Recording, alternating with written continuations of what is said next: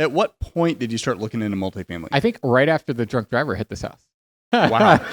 To be quite honest. There's got to be a better way. Well, that was the end of 2019. So Thanksgiving 2019, the next day I get the call about the drunk driver. I'm going through the insurance process. Insurance ended up paying for it. I had to pay my deductible. But I started asking myself, like, man, do I really want to be dealing with these issues with these types of properties? And the other houses I had were going fine, but stuff happens, right? And what I learned after that tenant moved out, after being there 2 years, is all the cash flow that I had created mostly got wiped away by turning the place, right? All new paint, fixing all the mess. Turnover, your number one expense. Turnover is your number one expense. So if you make $5,000 or $6,000 a year and your tenant moves out, you're going to spend $5,000 or $6,000 getting the place ready for the next person most of the time, right? So the whole thing about cash flow is like, was it really cash flow if you're really just saving it to spend it? I didn't personally, I think it's a fair argument to make. It's more of an equity sort of long-term play, in my opinion, if you're buying rentals. So I was asking myself, like, do I want to keep doing this? Or do I want to do what I originally had my goal set out to be, which was to get into commercial real estate within 5 years. That was my goal when I got started in real estate. I wanted to do residential for 5 years, buy as many rentals as I can, and then eventually have a large enough portfolio, either to leverage that to go into commercial or to just sell the whole thing kind of one swoop and then transition into multifamily. So I started to ask myself, well, why can't I just do that now? This was at the end of 2019. So I'm 35 now. So that was 6 years ago or 5 years ago. So I was 30. I was like, if I'm going to take some risks now, sort of make a pivot, let's do it now. My wife and I are young. We don't have any kids at the time. Now's the time to take some risks and go all in on something and do exactly what I did for single family. I don't know anybody. I didn't know anything. I didn't have enough money in my bank account, but so what? It's all limiting mindset. So I started educating myself in networking. Yeah. And a couple of things I want to point out. So you mentioned single family, not really a cash flow play. I'll talk about cash flow. A lot of people talk about cash flow with single family. It's not that it doesn't exist, but it is true. When you have turnover, the cash flow's gone.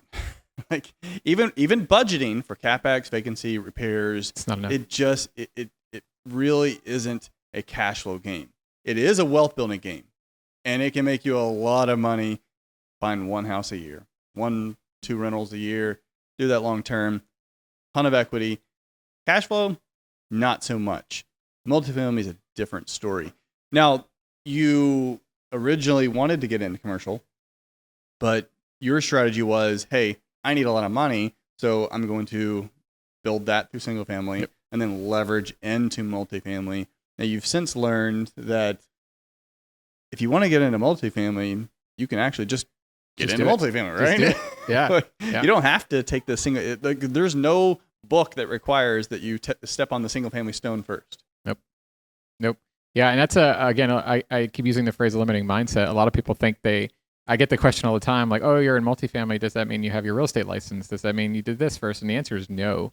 You could wake up tomorrow and just decide, I'm not doing single family anymore. I want to do commercial. And it doesn't have to be multifamily. It could be anything. It could be industrial, triple net, land development, mobile home parks, self-storage. I mean, there's a whole list of commercial real estate asset classes.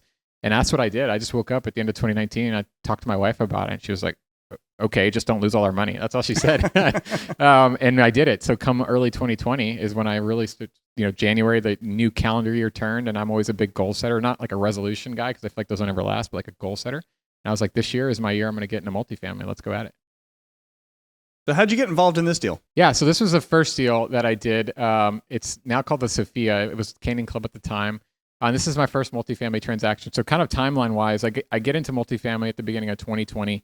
I did join a mentorship group to help accelerate the process. So the thing that I found very common when I was in a single family space is a lot of people have a very negative demeanor when it comes to mentorship. They don't want to pay for it, right? They're like, I don't need a mentor. It's a very DIY industry. It's the DIY industry. It's a DIY mindset, right? And there's nothing wrong with that. There's nothing wrong with it. By itself, but I know what you're talking about as far as the hostility or hesitation towards mentorship groups, coaching groups, education. But a lot of that probably also comes from there's been some bad outfits out there that have left a bad taste in people's mouth. Absolutely. And there's some bad mentorship coaching groups out there. So I'm not saying there's not. But if you're trying to do anything in life, finding somebody who's already where you want to be and having them show you how to do it is the fastest way to accelerate your progress. Right? It's time travel. It's time travel, right? So it's like you want to lose a bunch of weight or get in shape, you hire a trainer at the gym, right? If you want to be stronger in your faith, you go to church more and you talk to people there and you join different groups, right? It's like that anywhere in life. You learn from teachers, right? So my mentality is I want to do this. These buildings have a lot of bricks, a lot of stone, and they have a lot of commas in the purchase prices, right? I don't know what I don't know, and I can only educate myself so fast. Let me join a mentorship group and accelerate that process. So I did that. I spent $25,000 to join a mentorship group to show me how to do this the right way, how to find deals, how to raise money for deals, right? How to close the deals, and how to operate the deals. So that whole process, the educational process, the networking process, the learning process, that took me almost a year. So that was in 2020. This deal closed in March of 2021. So that takes a lot of patience, right? To be doing something for almost a year and a half. Could you imagine trying to buy your first deal for almost a year and a half? A lot of people quit, which is why a lot of people don't make it in commercial real estate or even real estate in general, is they watch a couple YouTube videos, they listen to some podcasts, they look for deals for a couple weeks, and they say, there's no deals out there, I'm just going to go do something else, right? That's the reality of what happens. So this took me over a year to get involved in this transaction. But I had found somebody who was successful in the space already, that was already doing multifamily transactions. And you hear this a lot in real estate, is find somebody who's where you want to be and find a way to add value to them, right? Whether they're flipping or they're in commercial real estate or they're doing whatever. It's like you need somebody to help you get to where you want to go. So I found somebody that was already there, that already owned thousands of units. And we basically went to him and said, hey, how can we add value to you? And his answer at the time was, I need some help raising money, right? This is a 296 unit, I think. I don't remember that exact number. We're raising $6 million. Can you bring $1 million yourself? And I was like, sure. I was like, we had never done that before, but we had spent a year building our list of investors. So going to events like this and talking to people that said, yeah, I'd love to invest in real estate, but I don't have any time. So I'll just give you my money and you do it for me. It's basically kind of in a nutshell what I do, right? We spent a year building that list. When the time actually came, and the opportunity presented itself, and somebody actually said, yes, Brian, I will let you participate on this deal, but I need you to bring some money to the table. I had to either kind of like crap or get off the pot. It's kind of at that time. I'd already been doing it. Like, you walk around, you go to these conferences, you're like, I'm a real estate investor. Well, how many buildings do you own? None. Well, you're not really a real estate investor, right? It's like, you're saying you're a real estate investor, but you're not. So it was like time to crap or get off the pot. So we did it. And this transaction, this was our first deal, we raised $1.5 million. So we exceeded our expectation at the time. And that sort of set the whole thing in motion, where once you do your first deal and you actually have something to talk about, it just solidifies that you're an actually player in the game. Even though you're still new, I've only done one deal, now the momentum starts. Yeah. That first step is always the hardest. Yep. And it takes the longest. Like single family, and this is also why a lot of people get involved in single family transactions, a little bit more frequent. Most people can get financing, whether private hard money or conventional loans. It's just different in commercial. But I do like how you went to someone who is where you want to be and you wanted to add value. And I think this is a good point to make for anyone who's watching here and here. I see it done the wrong way all the time. It's like my pet peeve, and you've probably heard this too.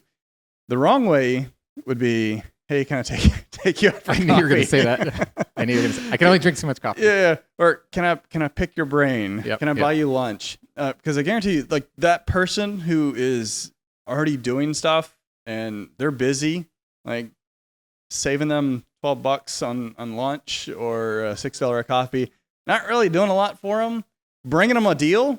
All right. Bring them a deal that you don't quite know how to close, but they do. That's value. Bring them $1 million. Not that it's your personal money, could be, or the network you have to raise the $1 million. That whatever that value is, that's how you do it. Absolutely. Yeah. If you're trying to get into the space, you got to find ways to add value to people, and they're not always going to tell you that, right? And somebody told me this, I think, when I was getting started, and maybe I kind of misspoke a little bit when I said it a minute ago, is it's not always a good idea to ask somebody, how can I add value to you? Because now you're creating a job for them. Now I have to stop and think about, I wonder how you could help me. Well, I don't know. You tell me. You tell me how you can help me. I told you what I do. I buy apartments, and we're looking for deals, and we're looking for dollars. If you don't have deals and you don't have dollars, you probably can't help me, just to be quite honest. And that's okay. I still want to hear about what you do. Maybe I can help you in some way or another. And if I can't, that's okay too. But you have to come to people like the person I went to, or now me or you being in the spot you are, and say, hey, Chris, how can I add value? Well, you have to think about it. I have to say, hey, Chris, I got 3 deals. They're all under contract. Two of them are around 80% of ARV. This one's about 65. This one's here. This one's there. Do you want to take a look at them? Okay, cool. I'm going to send them over to you. I'm adding value. I'm sending them to you. We're not wasting each other's time. Or, hey, Chris, I got $100,000 in an IRA account. I want to invest passively and get some tax benefits before the end of the year. Can you find me a deal to put some money in? Okay, cool. No problem. You're bringing some money to the table. So I'm being very direct. I'm not asking you, hey, how can I help you? And now you're getting off on a relationship Yep. standpoint as opposed to transactional, because and that was a good point of, hey, how can I add value? Yeah, you don't ever want to say that because you are putting it on them and you're actually creating work that, like, I don't know. Yeah. Go find me something. But I've literally said that, and most people, they just disappear at that point. But yeah, getting to know them, what they do, what the problems are, what they're looking for, and figuring out how you can solve those problems. The easiest way. Yep. Here's another picture of that deal. So this is after you turned it, right? That's after it was renovated. All right. Much nicer. Much nicer. Who would want to live here? Maybe not now. Not a bad place, right? It's nice. It's in Greenspoint. You probably still don't want to live there, but that's okay. No. I did have a couple single family rentals there. They actually did really well. There's certain parts of Greenpoint. You got to know certain areas. Not all of them are bad. I will say that. And this one's in an area that's not so bad. They are tearing down the mall.